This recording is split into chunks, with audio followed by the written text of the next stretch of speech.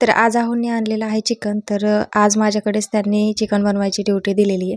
का तर आमच्या रानात उसाला आहे ना तोडा आलेली आहे, त्याच्यामुळे ना ते तिकडेच व्यस्त झालेले आहेत.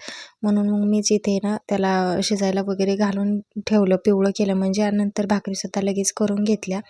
आणि आहो गेले होते बाहेर. तिकडे माझ्या बहिणीने ना त्यांच्याकडे हे वांगे आणि शेवग्याच्या शेंगा दिल्या होत्या.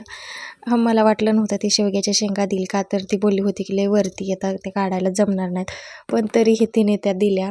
आणि मी तर शेंगा अचानक अशा बघून पिशवीत खरंच खूप जास्त खुश झाले. तुम्हाला तर माहिती आहे की आमच्या रानातल्या शेवग्याच्या झाडाची आम्ही कटिंग केलेली आहे, त्याच्यामुळे तिला काही शेंगा नाही आहेत. आणि मला शेंगाची भाजी खूप जास्त आवडते, म्हणून मी तिला बोलले होते की मला थोड्याशा शेंगा दे. शेवटी रानातली आपल्या माळव्याची आणि विकतनं आपण घेऊन जे खातो माळवं त्याची बरोबरी होऊच शकत नाही.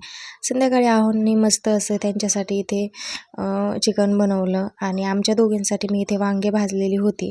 भाकरी 4 वाजताच केलेल्या होत्या. संध्याकाळी मी माझ्या चिंध्या उचकीत बसले.